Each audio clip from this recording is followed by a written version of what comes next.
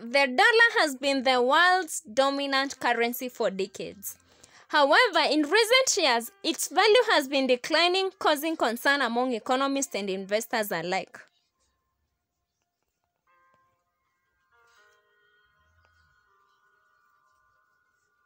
The current dollar crisis can be attributed to several factors.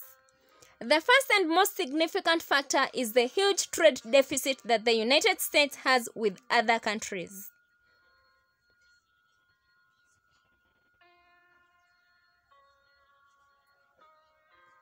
A trade deficit occurs when a country imports more goods than it exports.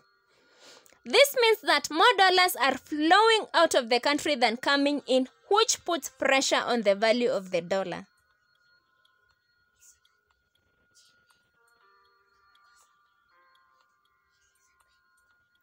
Economists.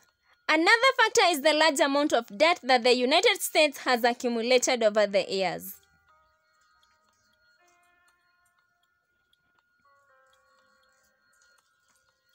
The national debt is the amount of money that the government owes to creditors, and it has been growing steadily over the years. This puts pressure on the dollar because creditors may start to question whether the US will be able to pay back its debt.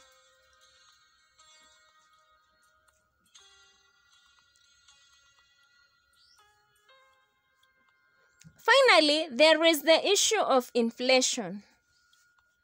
The Federal Reserve has been pumping a lot of money into the economy to stimulate growth, and this has led to an increase in prices.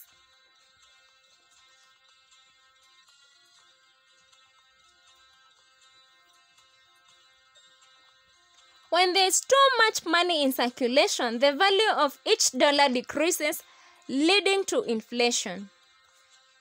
This can make it harder for the US to attract foreign investment, which can further exacerbate the dollar crisis.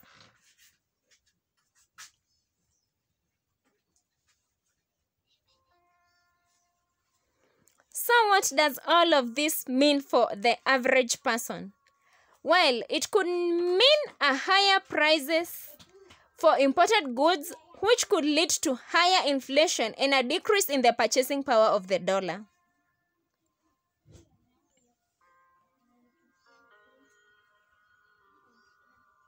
This could lead to higher prices for everyday goods like food and clothing, which would make it harder for people to make ends meet.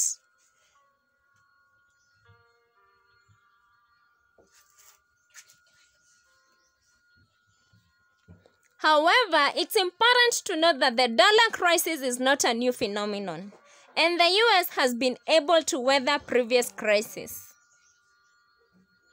It's also important to remember that the US still has a strong economy and is a major player on the world stage.